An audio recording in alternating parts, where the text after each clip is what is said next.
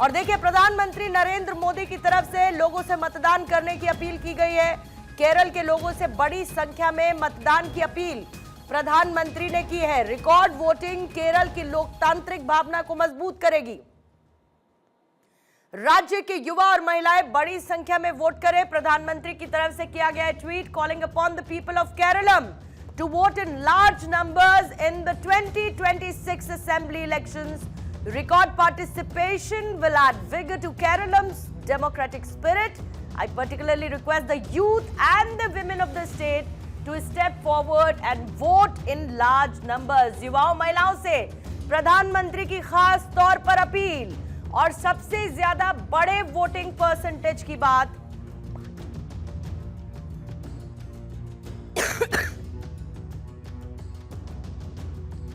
Focus करते हुए विकास के नाम पर अपने इलेक्शन कैंपेन को आगे बढ़ाती रही। विकास के साथ साथ राष्ट्रवाद का एक मुद्दा भी नजर आया, नेशन फर्स्ट का मुद्दा नजर आया।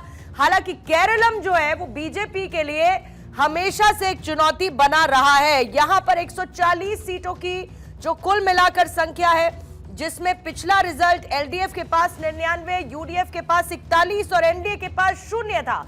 प्रधानमंत्री नरेंद्र मोदी की तरफ से किया गया है ट्वीट, खासतौर से केरलम के लिए और केरलम में भी युवाओं और महिलाओं के लिए, ताकि वो आए और मताधिकार का इस्तेमाल करें।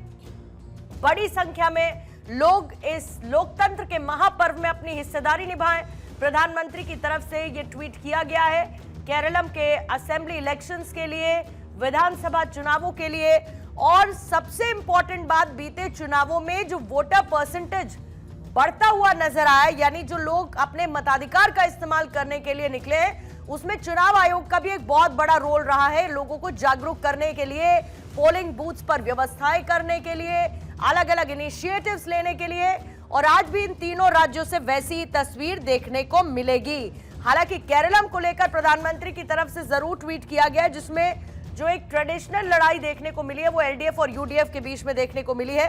लेकिन बीजेपी की तरफ से कोशिशें हैं कि दक्षिण के द्वार में एंट्री लेते हुए केरलम में भी अपने मौजूदगी को, अपने पैर जमाने की कोशिश वो करती हुई नजर आए, उसमें वो मजबूती देखने को मिले।